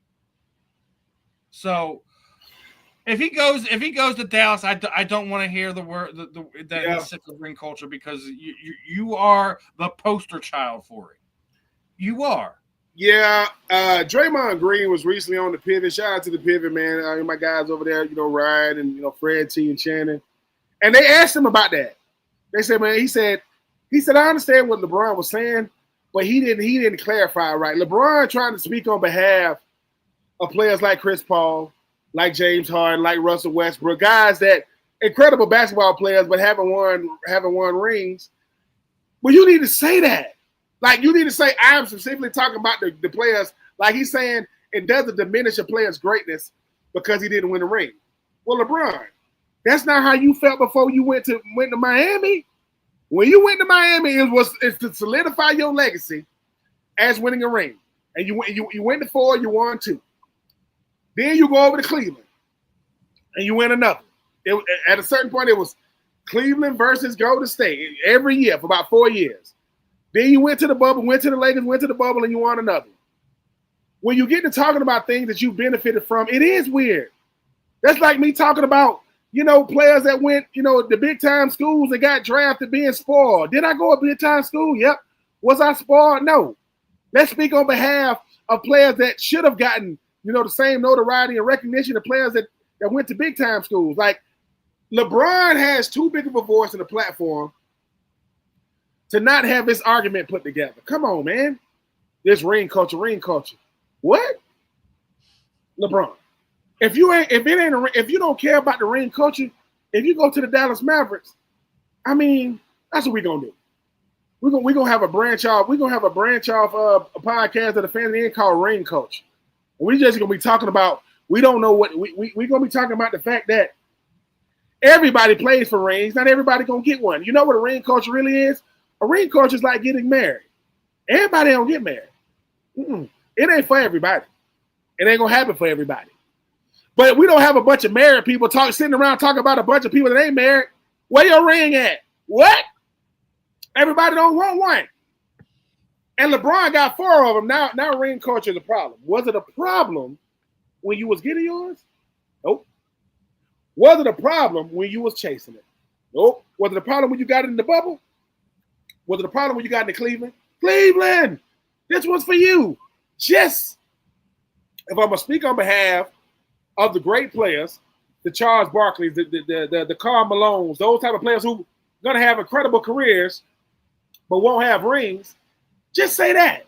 Because when you say ring culture is a problem and you don't clarify, people like, what you mean by that? Because I think the players who name are celebrated in that way as if they have one. It's just when we talk about how fandom tears them down. Well, they didn't win a ring though, but they didn't need to. Their play on the court, them in the moments in their career that they made special in their own, is what defines them. Not if they won a championship. I think there was a post, somebody had put something up about Shaquille O'Neal, and he was looking, like specifically in shape at that point in time. And AI was like, the man is the sole reason why I don't have a championship. And Shaq responded like, you don't need one. You were a first ballot Hall of Famer in my book. So I want to say, wasn't it? I want to say it was Yao Ming, Shaq, and AI. They got voted in the same thing. But you just said it though, Steven. Pound for pound, the best basketball player to ever pick up a basketball is AI. Pound for pound, he is the best you will ever see. Because he's barely 6 feet tall. He's 160 pounds soaking wet. And he dominated. And I think his rookie season when he crossed over Mike. Man, All LeBron had to say was, icons don't need rings. I know we live in a ring culture now, the way it's about chasing rings. I chase rings. I got mine, but, and I know I'm the wrong ambassador to be saying this, but a ring is a team concept. You will not get it without a team. Scottie Pippen is the best, the greatest number 2 you ever. He's the greatest Robin there is. He's the greatest one. Even he had to come around after the Last Dance saying dumb stuff like, well, I never thought that Michael was the best. Shut up, Scottie. What are you talking about? People saying, well, Michael Jordan never won nothing without Scottie, and Scottie never won anything without Mike. Remember when Mike went back to baseball? You know whose shoes Scottie Pippen was wearing? Jordans. I'm going to wear his shoe. All we got to do when you're going to speak, listen. Can tall people speak on behalf of short people? Yeah. It's weird, but yeah. But guess who can speak on behalf of people? People themselves. If you're going to bring up something about ring culture, knowing people going to say, who said that, LeBron? Turn the TV off. Turn it off. Because they know it's rooted in ridiculousness. LeBron, you are solidified. The reason why they won't do a Mount Rushmore, because it's hard to pick 4 guys. It's going to be extremely hard to pick 4. Extremely hard. You're one of those 4, though. You're going to be one of those 4 for what you meant to the game of basketball. That's it. Because if you go to Dallas, it's going to be ring culture with Steven Rychel and Ben Troupe, and we're going to say, we got to talk about this. We're gonna have to trademark ring culture. Good Lord. Welcome to Ring Culture Magazine. What in the world? Come on, man. Stop the nonsense. Stop it. I mean, listen, I'm not going to fault him for trying to go after another championship. That knowing that he can see the writing on the wall that the Lakers are building in a way where he doesn't necessarily have a role there. So I get what he's trying to do, but it makes everything you've said weeks leading up to this as like I said, just more horse manure coming out of his mouth. and sometimes it's better that we just keep our mouth closed and just let things be. I've already said it. He is one of the greatest. It's a rare talent that we get to see. He is like a Pete Rose-esque type of player. He's got all kinds of statistical numbers that are amazing. He's played just about every position there is on the floor. Pete Rose played about just about every position in baseball outside of catcher and pitcher. So it's like, we know you're great. We know you're one of the best guys of all time. You also have the most turnovers. You also have the most. You have negative stats too that puts you in these weird conversations. That doesn't take away from the fact that you were an amazing player from the time you were 18 to the time you were 40. You're the Iron Man of basketball. Embrace it. You don't have to be the GOAT. You don't. You really don't. And I don't care if you go to Dallas to chase another championship. I don't care if you go to Miami to chase another championship or you wind up somewhere else. Go chase your championship. Be a competitor. Be the man that who you are. But don't be sitting there getting upset when about ring culture or that you're not the GOAT. You don't need to be. I've said it before. You are an amazing talent. You don't need to be the GOAT. You really don't. And it shouldn't matter if you are or not or perceived that way. You are one of the greatest basketball players of the last 10 years. Period. You made a mark on this sport that nobody can deny or take away from you. Period. Let it be enough. You're a billionaire. You're a billionaire. You 4th all time in assists. You got most points all time. You got 4 championships. You got about 3 gold medals. What do you want? LeBron. He wants it all, and he wants it now. We're down to the last minute or so, but like it's always a fun one on here. Like we always wind up running out of time in topics and things we want to talk about, and didn't quite get to a few more.